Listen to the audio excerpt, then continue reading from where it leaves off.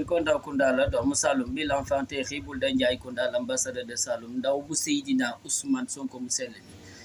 patriote yi ñoo ngi leen di màggal di leen ziar di leen nuyu patriotiquement kenn ku ne fekk nañ la fa nga toog ne la ñàbb loxo di la kontaane bu baax benn date la benn bés la benn jëmukaay la benn bërëb la kañ lay doon le 8 novembre 2025 kan ma woote ndaanaanu fàkk tëdd gi kan ma woote gaynde gi jàkkaarloo woon na Macky Sall ba jëlee ko ci réew kan ma woote ci nga xamante ni moom moo tax Macky Sall daw waxeet génn réew kan ma woote kookoy ki nga xam ne nii ba réew mi yëpp jaaxle ba ñëpp duggee sur seen ron lali ba politiciens yëpp duggee si seen ron lali ba ñëpp ba ñu tëjee jëmuñu ñëpp moom moo taxaw jàkkaarloo kooku dictature bi fi nekkoon ba jëlee ko ci réew mi ba mu daw waxeet ba tey ji ñëmu tekkaat tànkam fii ci mim réew di Sénégal kan ma woote ki fi déjjati benn régime boo xam ne nii depuis 64 ans depuis 1960 depuis l'indépendance jusqu'à nos jours ñoom ñoo fi nekkoon mu ñëw déjjati leen kookoy kan kookoy kenn boo ne kan la xel yëpp ay dem ci kenn kookoy kan kooku la ñu barricadé buntu këram 55 jours kookoy kan kooku la ñu persécuté tëj vitre otom kooku la ñu jaay doole buntu ko xatal lu ne def lu ne pour génne ko ci xolu jaamu yàlla yi yàlla lank bañ askan wi ànd ak moom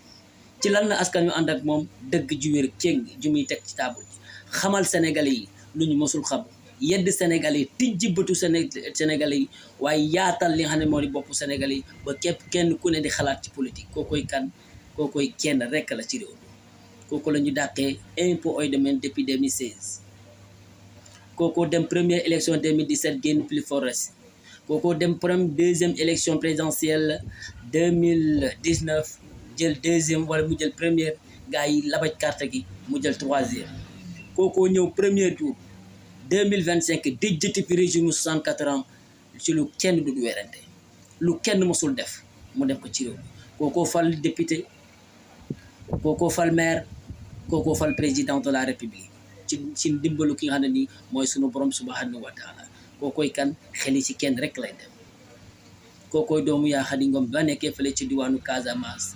kookoo ñëw fekk ñëpp jaaxle ñëpp sëngéem mu ñëw fomp rongoñ ñëpp taxaw jàkkaarloog dictature bi fi nekkoon dictateur bi fi nekkoon di Macky Sall ba jëlee ko fi ba mu daw waxeet gàddaay génn réew bi kookoy kan kookoy Seydina Ousmane Sonko mu sell bi moo woote le 8 novembre stade Léopold Sédar Senghor ca parking ba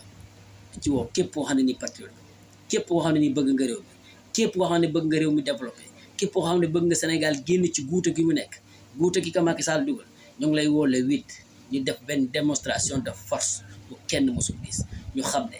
la woon dara woo nekku ci la woon a ngi ba tey bu ëpp dara woo nekku ci tey la ñu gën a jàpp tey la ñu gën a ànd ak moom mooy le président Ousmane Sonko mu sell mi Ousmane Sonko mu sell bi moo woote le 8 novembre 2025 parti nu stade Léopold Sédar Senghor kon patriote bu leen ko kenn wuteel bu leen ko kenn nettali moo fa dëgg na ba massa bés baa ngoog le 8 lay doon ak nga xam ne mooy le maître du jeu le panafricaniste kookoy kat kookoy Seydina Ousmane Sonko mu sell focus le 8 benn ndaje moo am benn rendez-vous moo am muy le 8 novembre kan moo woote le président Ousmane Sonko. woote bi le président Ousmane Sonko woote bu mas a woote rek bii moo ci gën a nekk farata. Terra meeting la suñu leader le président Ousmane Sonko woote. man Baye Assane Mesere le 8 incha allah rabbi maa nga foofa sa stade Léopold Sédar Senghor. fa ngay yendu ci fa laa yendu. Terra meeting bi man mun naa maa ngi ci biir. waaye dañoo def boucle yéen nekk ci suñu ginnaaw leader muy monsieur Ousmane Sonko lu mu dugg ñu dugg ci lu mu génn ñu génn ci. Léopold Sédar Senghor lay amee le 8 novembre. J'espère que le 8 novembre dinañu won Sénégalais yi kan mooy Ousmane Sonko véritablement. nee na lan ngeen ñëw déglu su ko kañ si le 8 notez bien le 8. man la Diop Taïf laadu bu mag bi war a ànd ak gétt ki xam ne moo war a jóge département Mbacké ñu ñëw. ci stade Léopold Sédar Senghor suñu président de parti moo woote kii di Ousmane Sonko. le 8 lay xewee le 8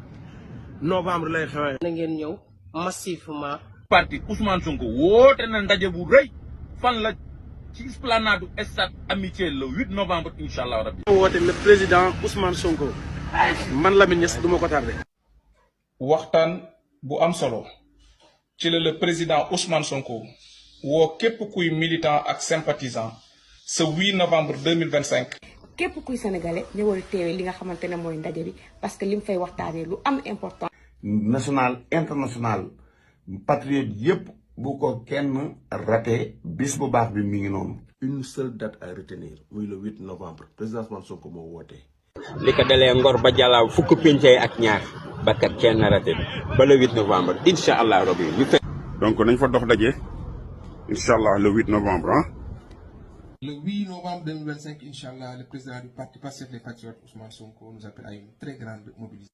li ñu bokk kenn duma ci boole te aussi kenn duma gën a bëgg sama. Sonko ninki nanka la ku ko laal dee. à se mobiliser vraiment ñu ñëw